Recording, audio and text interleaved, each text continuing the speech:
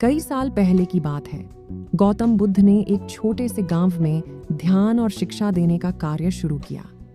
उनके पास एक अद्वितीय शक्ति थी। वे लोगों के मन की गहराइयों तक पहुंच सकते थे।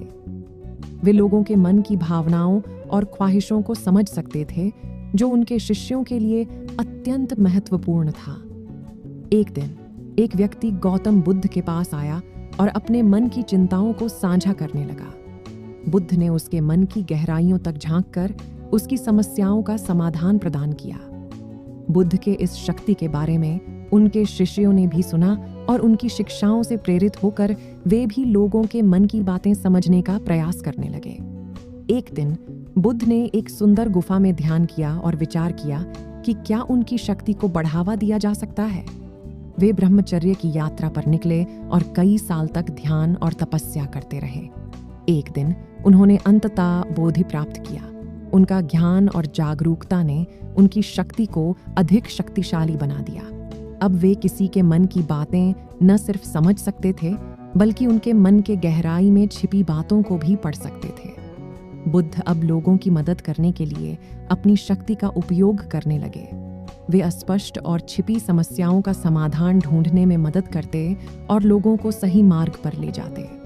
उनकी शिक्षाएं और उनका संदेश लोगों के जीवन में सुख और शांति लाने लगे। वे लोग अपने मन की भावनाओं को साझा करने के बारे में नहीं डरते थे, क्योंकि वे जानते थे कि बुद्ध सब कुछ समझ सकते हैं और सहायक हो सकते हैं। बुद्ध की मन पढ़ने की शक्ति लोगों के जीवन में सकारात्मक परिवर्तन लाया और उन्हें साहस और समझने की शक्ति दी। वे लोग सही मार्ग पर चलने लगे और अपनी जीवन की सच्ची महत्वपूर्णता को समझने लगे। इस प्रकार गौतम बुद्ध ने अपनी अद्वितीय शक्ति का उपयोग लोगों के सहयोग और समृद्धि के लिए किया और उन्होंने सबको दिखाया कि सच्चे ज्ञान और मानसिक शांति की प्राप्ति संभव है। बुद्ध के अद्वितीय शक्तियों ने उनके शिष्यों को भी प्रेरित किया कि वे लोगों के मन की बातें समझकर उनकी सहायता करें।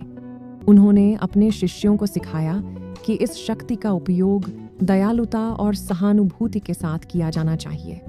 उनके शिष्यों ने उनकी मार्गदर्शन में लगकर अपनी आत्मा को शुद्ध किया और अपनी मन की शक्तियों को विकसित किया। वे मेधावी और अंतरात्मा के साथ संपन्न हो गए और लोगों के मन की बातों को समझने में सफल हो गए। बुद्ध और उनके शिष्य अब गांवों की यात्रा करते और लोगों के मन की समस्याओं को समझकर उनकी सहायता करने के लिए जाते। उनके आगमन से गांवों में एक अद्वितीय शांति और आनंद का माहौल बन गया। एक बार एक महिला जो बहुत विचलित थी, बुद्ध के पास आई।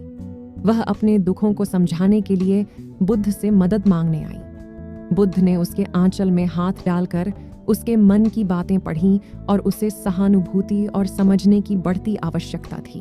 बुद्ध ने महिला को समझाया कि सब कुछ दुहक का कारण नहीं होता और वे उसको एक नया दृष्टिकोण दिखाया। उन्होंने उसे मन की शांति और सुख की दिशा में मार्गदर्शन किया और उसको उसके जीवन को सफलता की ओर बढ़ने के लिए प्रेरित किया। बुद्ध और उनके शिष्यों का संदेश और मार्गदर्शन ने लोगों के जीवन में अत्यंत सुख और शांति लाया। वे लोग अपने मन की भावनाओं को खुलकर बयान करने और समझने के लिए तैयार हो गए थे। बुद्ध के संदेश का प्रसार फैल गया और गांव-गांव में एक साक्षर और आदरपूर्ण समाज का निर्माण हुआ। लोग अपने जीवन में अधिक समझदार और दयालु बने और विश्वास रखने लगे कि शांति और सुख का मार्ग उनके अंदर ही है। बुद्ध अंत में अपने शिष्यों को अपने अंतिम संदेश देते हुए अपने जीवन को समाप्त करे। उन्होंने उन्हें सिखाया कि ज्ञान और समझ हमारे जीवन का मूल है और हमें अपने और अन्यों के जीवन को धारण करने की शक्ति देते हैं। इसी तरह बुद्ध और उनके शिष्यों का संदेश ने लोगों के जीवन में समझ, सौभाग्य और आनंद की दिशा में एक महत्वपूर्ण बदलाव लाया और वे सबको यह दिखाया कि सहानुभूति और समझ से जुड़कर ही हम एक समृद्ध और खुशहाल जीवन जी सकते हैं। बुद्ध और उनके शिष्यों के द्वारा लोगों के जीवन में ज्ञान और समझ की महत्वपूर्णता को प्रमोट करता है।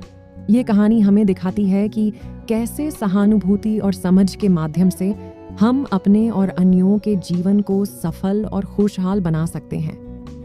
अगर वीडियो अच्छा लगा तो वीडियो को शेयर करें और चैनल को सब्सक्राइब करें। धन्यवाद।